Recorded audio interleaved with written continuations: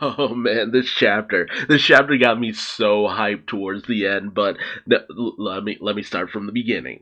Okay, so number 6 has decided that he's no longer going to do the imitation o'clock thing anymore. He's just gonna go all out in trying to kill Koichi. Cause it's just like he just wants to kill Koichi at this point. Fuck everything else. I want to kill this guy. It's that is some really intense hatred because it's just like at this point it's just like dude, your mission's failed.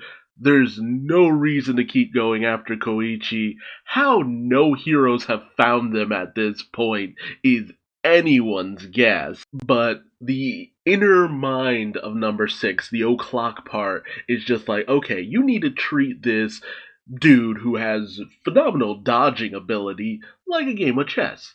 Plan ahead. Do something that throws him off guard. So, number 6 grows extra arms and appendages in order to be able to multitask for the most part. And also, since the knuckle bombs also cause him the need to regenerate, so decreasing his attack time, he creates basically these pustules that are bombs, essentially. Just throw them and they explode. And so he tosses several of them up into the air, but then he throws several of them at Koichi's feet. That way, when Koichi dodges the one at his feet to gets up in the air, the bombs that were already up there detonate while he's mid-air.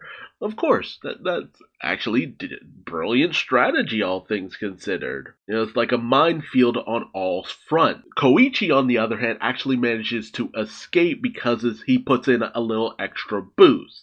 Though he does still get damaged, he's not as badly damaged as you would think. But number 6 uses that opportunity to try to aim at him directly. But Koichi uses his shooty go blam, shooty go kablam, and manages to blast all of them out of the air. But with such an expenditure of Koichi's powers, he immediately loses his thrust, and much like when we originally saw him, he falls in some garbage. It's awesome.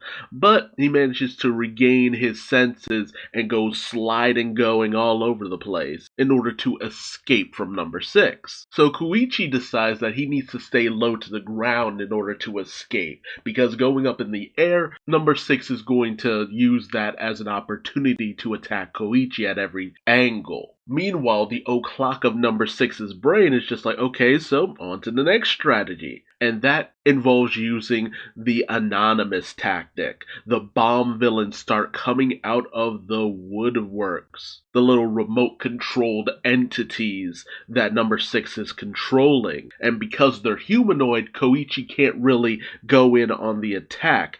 I think it's either that or his power has just been too diluted, but I'm pretty sure it's because of his hang-up about attacking a humanoid opponent. However, with all the energy that number 6 is expanding towards the bomb villains, because I think he's giving them a little bit of a boost of speed and some extra cognitive ability, and that all comes from number 6. This is him functioning as a brain, not just for himself, but pretty much multiple entities. And this is causing number 6's own mind to just be on basically fire. He's doing too many things at the same time, and it's starting to kind of overload him. But he treats this as a kind of rage. Rage directed all towards Koichi. It is insane how desperate number 6 is just to kill this one guy. And that really is his hang up for the most part. The o'clock part of number 6's brain has told him time and time again, you just leave this alone, book, come back to fight another day. You might manage to do him in, you might not. Might be better to avoid this guy because he learns too much as he goes. He's too unpredictable in how adaptable he is. So best not to make it so that he becomes better as you take him on. But Number six is just so dedicated to taking down someone who should seem insignificant. He just can't let it go. And I love that. It's the most phenomenal way to write a villain who just gets so hung up on the hero, they just trip themselves up. In any other situation, they would dominate, but it's just because they're so overwhelmed by their own emotion, they can't let the situation go. And so number six is just aiming all bits of his bloodlust, his hatred, his rage, everything at Koichi, all within these bomber villains, all going after this one guy. And then, the o'clock part of number six's brain, what up until now I had thought, and many people had thought, was just because of the fact that number six is able to process things so much that his sense of reasoning had taken on a separate entity for the most part, and that took the form of O'Clock, the person that he respects. That part of him speaks freely. And it's just like, we changed the mission for personal reasons, and that's cost us. We lost out on the opportunity to take down Pop Step, and honestly, we're losing a lot of our resources in this endeavor to take down Koichi. This mission is a failure, but this experiment, it's become more intriguing. The thing that number six is doing is he's evolving. He's getting better.